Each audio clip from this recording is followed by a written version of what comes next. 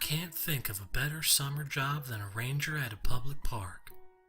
You get to enjoy the best of the summer weather, all in the midst of the great outdoors. And Village Creek State Park is just a little old slice of heaven in the far east of Texas. All you out-of-state folks can forget about all them mesas and deserts. At Village Creek, we got beautiful, lush green forests far as the eye can see, growing along the edges of the only free-flowing creek in all of Texas. Something they taught us during orientation. The whole park is just filled with all sorts of wildlife, enough to satisfy the urges of any hunter, fisher, or bird watcher.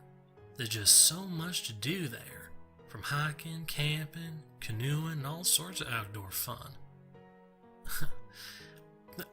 I know I might sound like I'm pitching an advertisement or something, but really, I just love this place.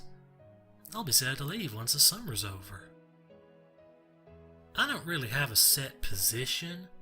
I go wherever they need me, whether it's trail maintenance, leading nature walks, or checking people in at the front gates. Last week they had me by the creek renting out canoes to park visitors. It was only my second time doing it, and my last time was so long ago that I felt I needed a refresher course, just to be safe. Whenever I have questions, I always talk to Teresa. She's not my supervisor or nothing, but she's been here 4 years now, so she always seems to know what's up. But when I went to go ask her about the job, she had a question for me. "Did you hear about that girl that went missing a couple days ago?" Well, I sure hadn't. Teresa went on to tell me that a college girl went missing a couple nights back while on a trip with her sorority sisters. They'd sent a bunch of rangers out to try and find her, but they weren't having any luck.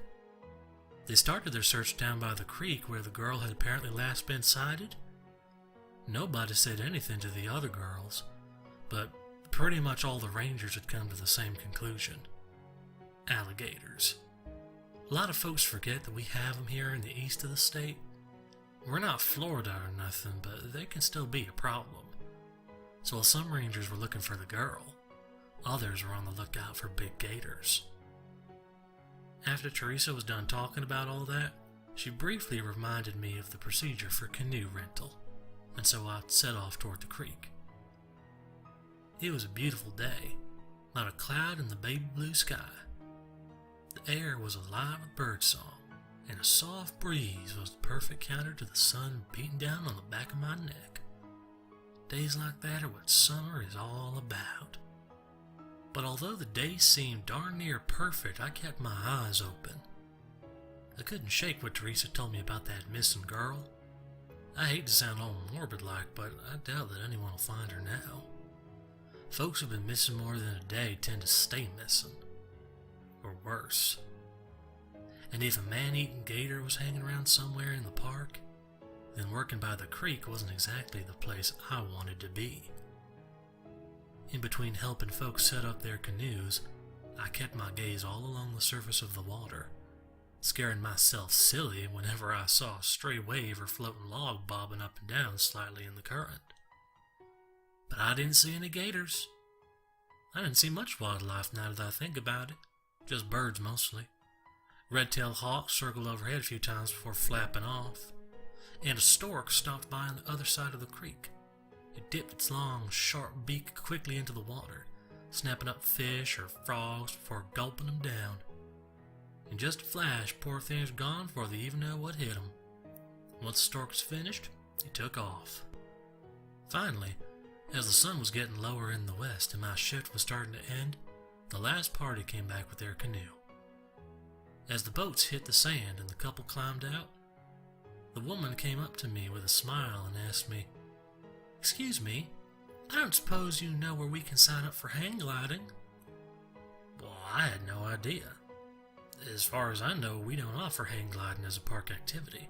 I certainly don't remember seeing anything about it during orientation. Maybe I should check with Teresa again. I told the woman as much, but she persisted. "Really? Because my husband and I saw a hang glider pass over us while we were on the water."